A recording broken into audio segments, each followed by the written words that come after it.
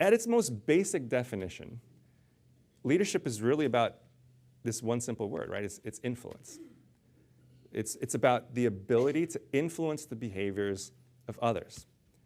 And there is no better way to build influence with people than to consistently demonstrate that we truly care about them and have their best interests in mind.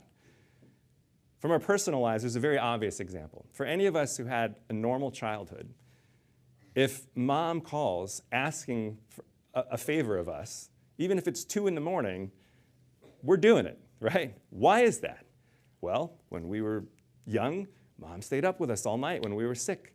Mom changed our nasty diapers. Now that's service, right? And so when mom calls asking for help, there's no question, right? We're gonna serve.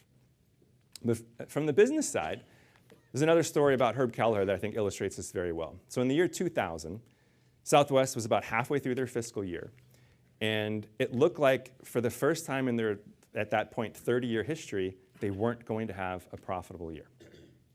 They were having a terrible quarter, and it just looked really challenging to go on and have a profitable year. So my guess is that the executive team got together, they did the math, and they calculated the only way they could have a profitable quarter and then go on to have a profitable year was if they could get everyone in the company to save, on average, $5 per day for the rest of that quarter.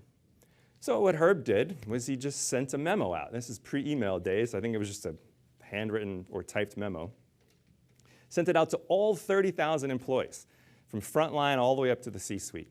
And then it was pretty simple. It just said something like, "Dear friends, we've had this great run of 30 consecutive years of profitability, but it looks like we're not going to make it this time.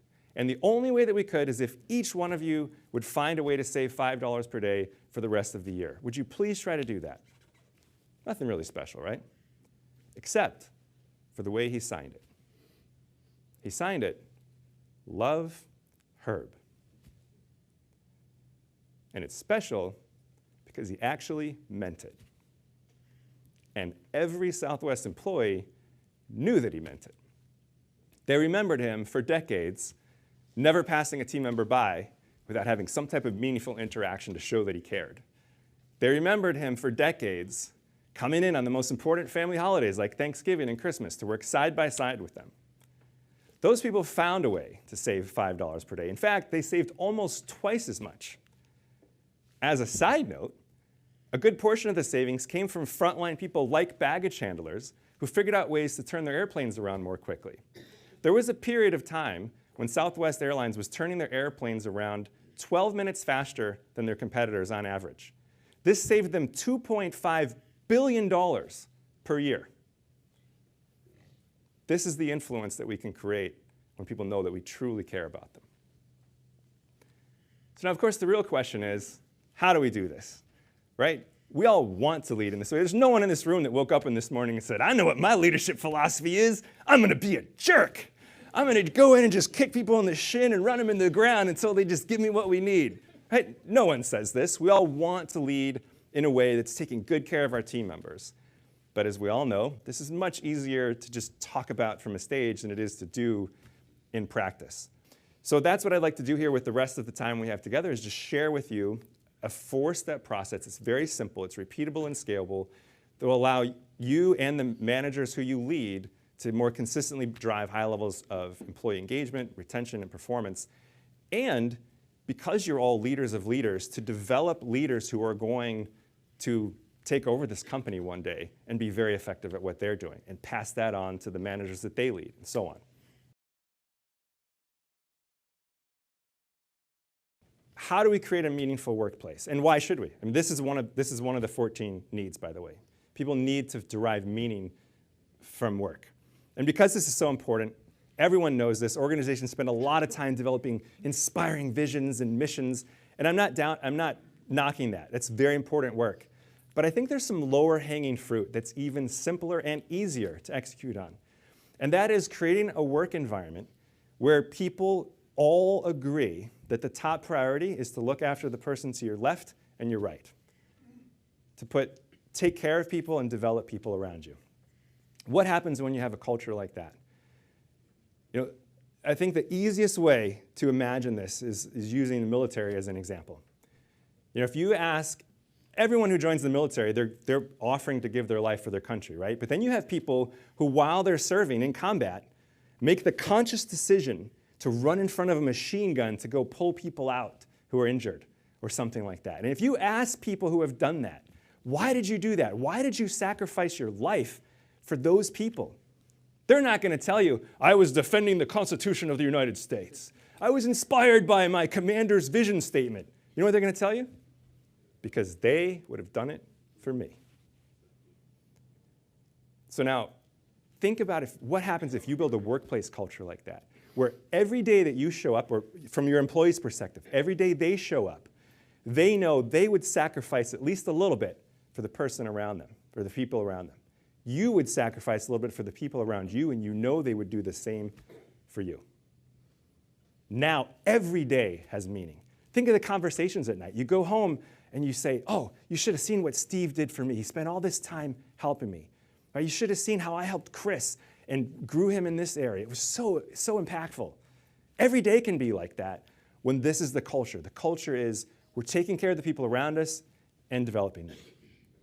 Now, for you personally, I think we all know that this is just simply what life is about, right? When it really comes down to it, helping others is what makes life meaningful. And we all know this. We just forget under the constant pressure of hitting numbers or reverting to what's comfortable, things that give us as the dopamine hit, as Sean mentioned. How do I know that we know this? Well, I think there's some pretty interesting research that I read years ago that really illustrates this. So it was research on near-death experiences.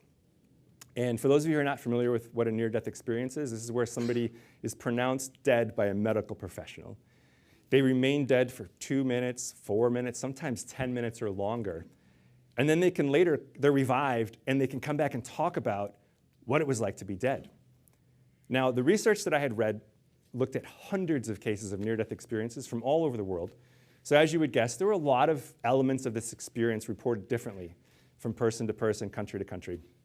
But there was one element of the experience that was almost the same in almost every single case.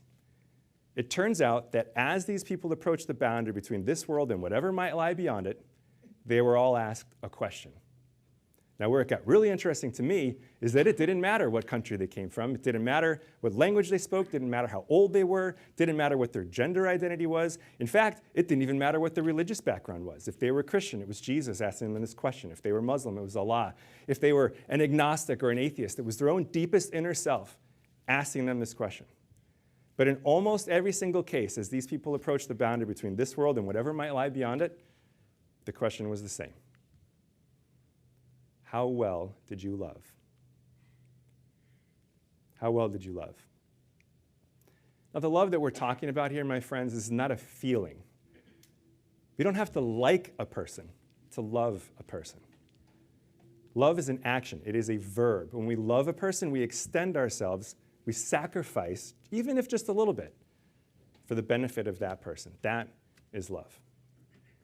So I would like to close by just humbly asking a favor of you. And that is that you consider making it either your top priority or one of your top priorities to do something every day to be building habits for consistently being able to love better. There's absolutely no doubt that this will help you to be more effective right now as a leader. There's absolutely no doubt that this will help you develop leaders who are then going to take over Canon in the next 5 years or 10 years or 15 years, whenever you retire. So you can look back and have this legacy of, wow, look at what I did. I built this whole organization that's now leading Canon in my absence. And this might just be the most important thing that we do in our entire lives.